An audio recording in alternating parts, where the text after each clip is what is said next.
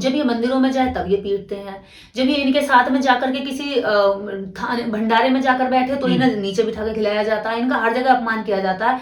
जब वो अपमानित दलित वहां से हट करके अपना स्वाभिमान का कुछ अपना अपना ठिकाना बना के वहां पे सुनता है, अपनी कथाएं करता है, कोई धार्मिक रूप से सामूहिक रूप से जुड़ता है, तो इनको तकलीफ होती है। यानी उनका अमृत काल में जीना दूभर है, ना वो इधर जीने देंगे, ना वो उधर जीने देंगे, ना वो बीच में बैठने देंगे। यानी कि उनकी जिंदगी को इतना मुश्किल बनाते हैं कि वो जाए तो जाए कहां। दलितों की तो स्थिति ऐसी करके रखी कि वो कहां जाए, वो जागरूक होकर अपना रास्ता बनाए तो उनके रास्ते में आके खड़े हो जाएंगे।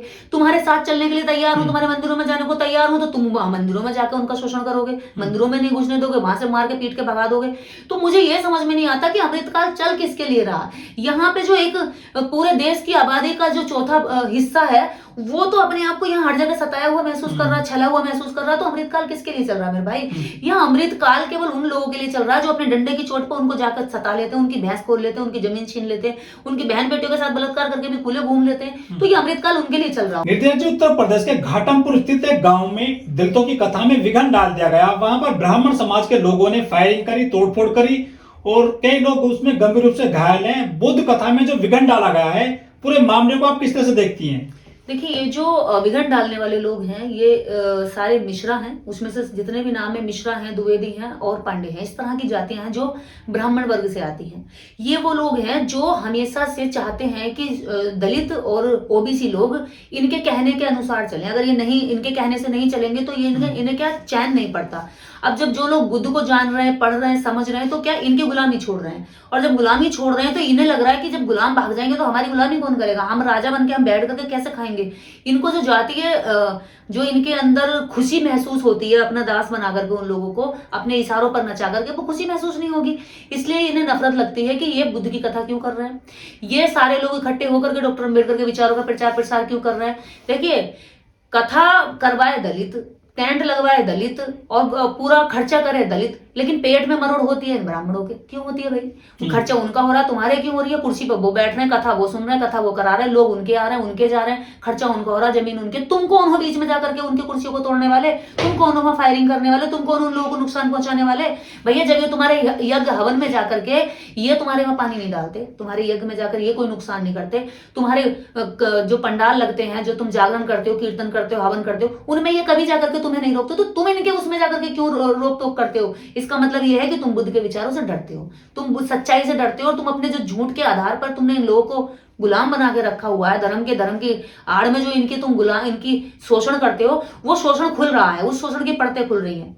लेकिन जो दूसरे धर्म के कथावाचक हैं, उनके तो बड़े बड़े जो है तंबू लगते हैं और वहां लाखों लोग पहुंचते हैं। वहां तो दलित जाकर के या जो गरीब जातियों के व्यक्ति हैं वो तो कोई विघन नहीं डालते हैं। आखिर इनके जो कार्य में क्यों बाधा डाली जा रही है? देखिए, मैंने कहा ना, क्योंकि झूठ हमेशा सच से डरता है और अंधेरा हमेशा उजाले से कांपता है। तो वही है, बुद्ध सच है और जो ब्राह्मण का बनाया हुआ जाल है वो झूठ है। तो इसलिए वो क्या है, जाकर के इनको रोकते हैं, या फिर कई बार ओबीसी से रुकवाते हैं। जब दलित करता है, जब ओबीसी इनके कहने में नहीं चला, ओबीसी भी इनसे दूर हट रहा है, क्योंकि ओबीसी खुद बुद्धिज्म की ओर जा रहा है, अम्बेडकरवाद की ओर जा रहा है, अपने महापुरुषों की ओर जा रहा है, ज्योतिबा फूले की तरफ जा रहा है, पेरियार की तरफ जा रहा है। तो अब इन्हें लग रहा है कि ओबीसी तो हमारे हाथ में आ नहीं रहा, कि ओबीसी से दलित को पिटवाएं।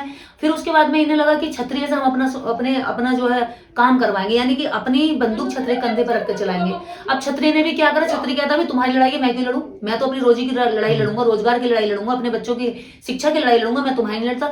यानी कि इनके हाथ से क्षत्रिय भी निकल रहा है, ओबीसी भी निकल रहा है, और दलित को सताने के लिए भी खुद सामने आना पड़ रहा है। आप देखेंगे, पहले हमेशा इस तरह की घटनाओं में आपने देखा होगा कि ओबीसी के नाम होते थे या फिर क्षत्रियों के नाम होते थे, लेकिन अब खुद स्वयं कूदना पड़ रहा है ब्राह्मण को। इतना मजबूर हो गया लोगों की जागरूकता से, इसे खुद आगे आकर के अपना नाम बदनाम करना पड़ रहा है। उत्तर प्रदेश में राम राज्य बताया जाता है, हिंदू राष्ट्र बताया जा रहा है, अमृत काल चल रहा है। क्या अमृत काल में हिंदू राष्ट्र में, राम राज्य में दलित बुद्ध कथा नहीं करा सकता क्या उत्तर प्रदेश में? देखिए, अमृत काल जो चल रहा है वो नेताओं के लिए चल रहा है, वो एक विशेष पार्टी के लिए चल रहा है, वो एक विशेष संगठन के लिए चल रहा है, विशेष वर्ग के लिए चल रहा है। अमृतकाल की अगर बात करें तो यहाँ पर इतनी दुर्गति है कि खुद ही जातियों के नेता अपनी जातियों की बात नहीं करते। वो अगर अपनी जातियों की बात करेंगे ना तो अमृतकाल तब तक ही दिखाएंगे जब तक चुनाव होता होगा, जब तक वोट लेना होता होगा। बाकी और यहाँ कोई अमृतकाल नहीं है। ये अमृतकाल की सच्चाई है। यहाँ पर आए दिन जो है महिला शोषण का शिकार हो रही है, यहाँ तक कि जुडिशरी में बैठी हुई जज महिलाएं जो है इच्छा मृत्यु की मांग कर रही है। ये अमृतकाल है। इस देश में जो रेसलर बेटियां वो सड़कों पर बैठ करके न्याय मांगती हैं। ये अमृत काल थोड़ी है, ये इससे ज्यादा गंदा काल क्या होगा कि जहां पर इस देश में खुलेआम अपराधी घूम रहे हों और जो निर्दोष लोग हैं वो सड़कों पर बैठ करके न्याय की भीख मांगते हैं। जो लोग जब इनकी कथाओं में, पंडालों में जाकर के जब तालियां बजाते हैं तो इन्हें बड़ा अच्छा लगता है, खुशी महसूस होती है कि हाँ, हमारे इतने सारे लोग गुलाम बन के बैठे हमारी बात में हाँ हाँ कर रहे हैं और ताली बजा रहे हैं। जब यही लोग इनके पंडाल से, टेंट से निकल करके स्वाभिमान का अपना टेंट लगाते हैं, अपने पैसे का टेंट लगाते हैं और वहां पर एक पाखंडी ढोंगी को बुलाकर झूठी कथा का नहीं, सच्ची कथा, बुद्ध कथा कराते हैं, तो इनको बुरा लगता है, इनको चिड़न होती है, इनको जलन होती है, उन्हें रोकने के लिए कूद पड़ते हैं जाकर के। अरे क्यों जाते हो अपना मुंह काला कराने के लिए तुम वहां पे? जब वो तुम्हारी कथाओं में जाकर के कोई दंगा नहीं करते तो तुम उनकी कथाओं में जाकर दंगा क्यों करते हो? जब तुम चमत्कार की कथा लगाओ और वो लोग आए तो कोई दिक्कत नहीं है। लेकिन उत्तर प्रदेश में ऐसी घटनाएं हर साल होती हैं। इसीलिए होती है, उत्तर प्रदेश में नहीं, देश के अलग अलग जगहों पर, मध्य प्रदेश में, राजस्थान में, आप जहां जहां जागरूकता का अभियान चलाओगे वहां वहां ये रोक टोक करेंगे। और रही बात हमारे उत्तर प्रदेश की, तो यूपी का एक सबसे बड़ा जो एक पैटर्न लेके चल रहा है ना, राम राज्य, राम राज्य में खुद संबुक का गला काट दिया गया था, संबुक का वध कर दिया गया था राम राज्य में शिक्षा लेने पर। तो आज यहीं पे जो दलित हैं और जो ओबीसी लोग हैं इकट्ठे होकर के जब सामूहिक रूप से बुद्ध कथाओं की शिक्षा लेते हैं, बुद्ध के जीवन की शिक्षा लेते हैं, तो ये उनको जाकर के रोकते हैं, क्योंकि गला तो काट नहीं सकते। इस समय कानून है, कोर्ट है, कचहरी है और थाने हैं, इनके ऊपर ज्यादा से ज्यादा कड़ी कार्रवाई हो जाएगी, इसलिए ऐसा तो कर नहीं सकते। लेकिन संविधान का युग है अब तो निर्देश जी। संविधान के युग में बता रही हो ना, संविधान के युग में ही इनका ये डर है, वरना ये तो जाकर के सारी बस्तियां फूंक देते थे। तब जब संविधान नहीं था सारी बस्तियां फूंक दी जाती थी। संविधान का युग नहीं था तो खुलेआम बहन बेटियों को उठा करके लिया जाता था। संविधान के युग में ही आप देखते हैं कि फूलन देवी के साथ क्या हुआ था, कि फूलन देवी को नग्न करके कुएं से पानी भरवाया गया था। ये इनकी भड़ास है, सदियों का गुस्सा है इनका, जो राजा महाराजा बनकर के ये बैठे रहे एक वर्ग विशेष पर, वो वर्ग विशेष इनके हाथ से खिसक रहा है। खिसक क्यों रहा? क्योंकि वो ये संविधान कहता है कि ये भी बराबर कमा के खाएगा, तुम भी बराबर कमा के खाओ, ना ये तुम्हारा गुलाम है ना तुम इसके गुलाम हो। तो ये जो सोच है ये इनके लिए, इनके दर्द को, मतलब इनके दर्दों को खुरेसती है, इनके जख्मों को नमक लगाती है। और वो जो जख्मों में लगा हुआ नमक है वही इनको मजबूर करता है कि इनकी कथाओं में जाकर विघ्न डालें।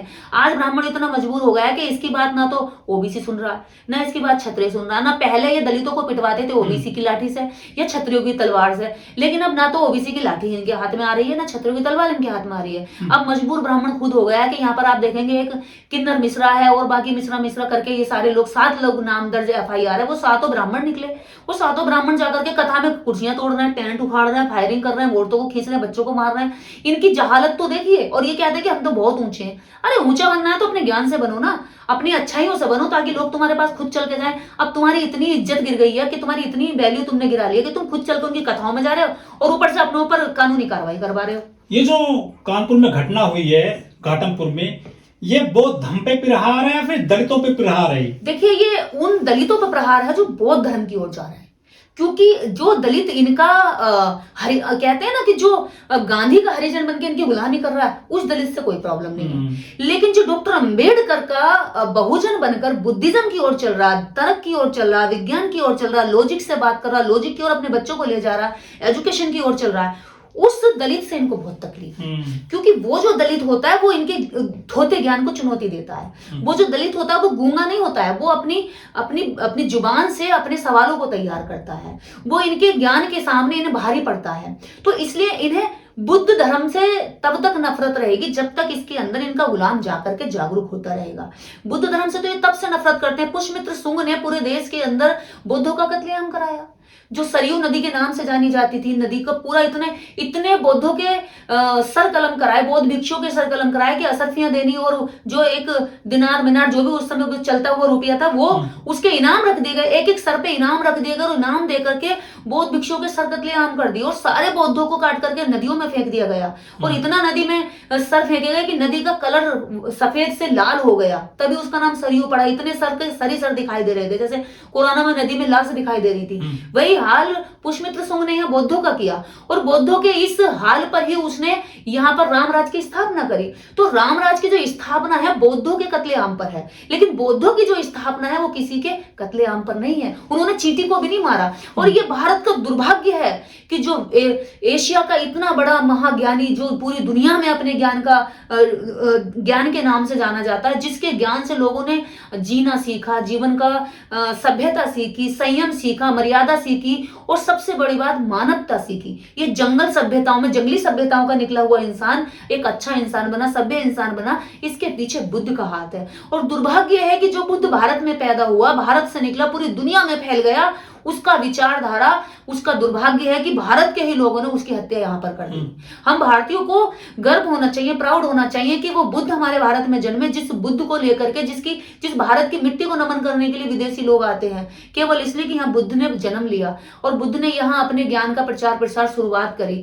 आज हमारा दुर्भाग्य है कि भारत के लोग इतने ज्यादा लीचड़, इतने ज्यादा सोच से नीचे निकले कि उन्होंने बुद्ध को नष्ट करने का काम किया, और वो नष्ट करने वाले लोग वही हैं जो आज बुद्ध कथाओं से नफरत कर रहे हैं। कुछ लोग ये कह रहे हैं कि जो गौतम बुद्ध है वो विष्णु के अवतार हैं, इसके अलावा जो बौद्ध धर्म है वो हिंदू धर्म का एक पार्ट है, तो दिक्कत क्या है फिर? देखिए, जब अगर बौद्ध धर्म हिंदू धर्म की ही शाखा है तो मुझे नहीं लगता कि इन हिंदुओं की इतनी नफरत करनी चाहिए। फिर तो बुद्ध को अपना लेना चाहिए, सारे मंदिरों में बुद्ध की। गौतम बुद्ध खुद राजा थे और ओबीसी समाज से आते थे। नहीं, ओबीसी समाज से कहो या क्षत्रिय समाज से कहो या शाक्य एक संघ था उससे कहो, आप बुद्ध कोई जाति विशेष के नहीं है।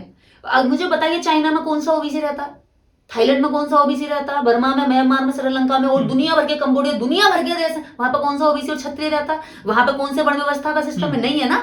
लेकिन बुद्ध वहां भी प्रासंगिक है, बुद्ध वहां भी लोगों के लिए पूजनीय है, बुद्ध वहां भी लोगों के लिए सम्मानीय है। देखिए, यहाँ तो दिक्कत है ना। यहाँ दिक्कत इसलिए है कि यहाँ पर जो वर्ण सिस्टम है कि ऊपर ब्राह्मण रहेगा, ब्राह्मण के नीचे क्षत्र रहेगा, क्षत्र के नीचे शूद्र रहेगा, और शूद्र के नीचे जो है फिर वो ब्राह्मण रहेगा, क्षत्रिय रहेगा, वैश्य रहेगा, और उसके नीचे फिर सबसे नीचे शूद्र रहेगा, और शूद्र के नीचे जो अछूत रहेगा। अब दिक्कत यह है कि जो अछूत को हमने सबसे नीचे रखा, वो अछूत बुद्ध की बात कर रहा है। और ये बड़ी गंभीर और डीपली विचार करने वाली बात है कि जो ऊपर रहे, जो ज्ञान का डंका बजाते रहते हैं अपने कि हम बहुत बड़े ज्ञानी हैं, हमारे वेद लिखे, हमने पुराण लिखे, हमने कथाएं लिखी, वो ज्ञान मानने वाले लोगों ने बुद्ध के ज्ञान को नकार दिया।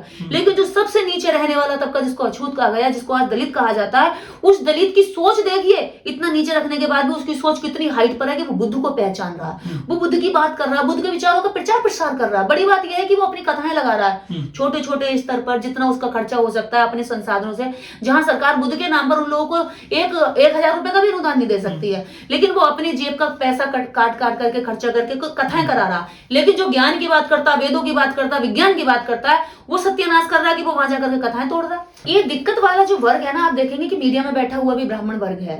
आप बहुत सारे लोग कहते हैं कि हमेशा आप टारगेट करते हैं विशेष जाति को। मैं टारगेट नहीं करती हूँ, वो लोग हमेशा से बुद्ध के विचार को टारगेट करके उन्हें खत्म करना चाहते हैं। तो हम बताते हैं कि वो कर क्या रहे हैं। मीडिया में बैठा हुआ एक वर्ग है जिसके नाम के पीछे द्विवेदी है, मिश्रा है, चतुर्वेदी है, शर्मा है, इस तरह का जो वर्ग है वो आप जानते हैं किस जाति से आता है।